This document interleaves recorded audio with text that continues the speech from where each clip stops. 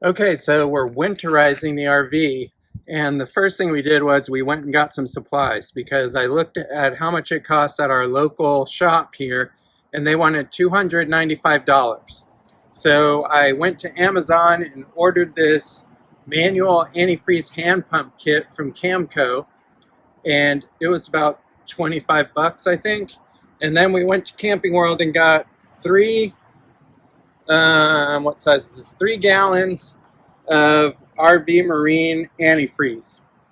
And so the process is you drain your water heater, take that anode rod out or pull the cap off, lift up the pressure valve, let it drain, and then leave that. I leave my anode rod out and go inside and bypass the water heater because you don't want any more water getting in there.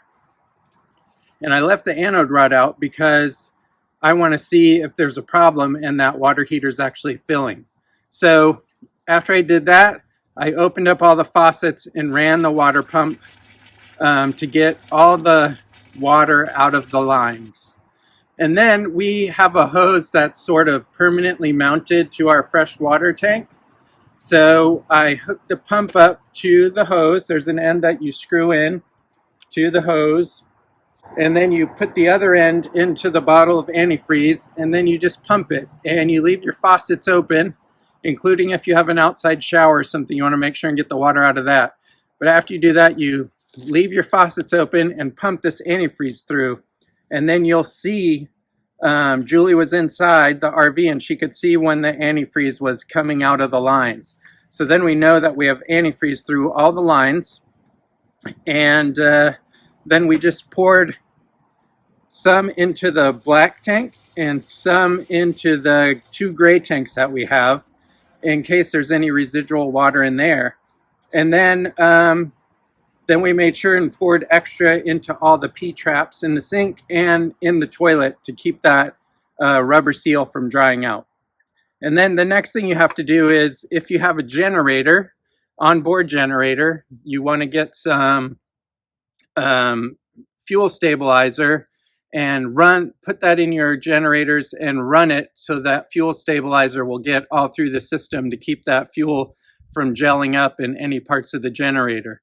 We have portable generators, so I'm going to go ahead and do that with our portable generators, and I'm going to put them in our garage because we want to make sure to keep running them every month as you're supposed to for the preventive maintenance. But I'm still going to put them in the garage and put some fuel stabilizer in them. And then if you have batteries, you want to make sure, and if your RV is going to be outside in the cold, you want to make sure and remove those batteries, particularly if you have lead acid batteries.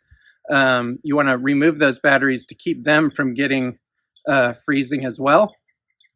We have lithium batteries from Battleborn and solar, so I'm not worried about them losing a charge. Also, before you take your batteries out, you want to make sure that they're fully charged, and then you want to trickle charge them throughout the winter to make sure they're fully charged, because lead acid batteries do have a discharge rate that will cause them to go dead over the winter. With lithium, you don't need to worry about that so much, but I'm leaving mine in. I'm going to shut off the battery connect to the RV, but I'm going to leave the batteries connected and leave the solar running so that it'll keep the batteries trickle charged, and we're not in an area where it's going to stay below freezing for too long. So I'm not terribly worried about any damage in that way. So one of the great things about learning to do this yourself, and it's really not that hard, is let's say you get a couple nice weekends during the winter and you want to go out camping. You can flush your system, throw your batteries in, and go camping. And then when you come back, you have the ability to just re-winterize it.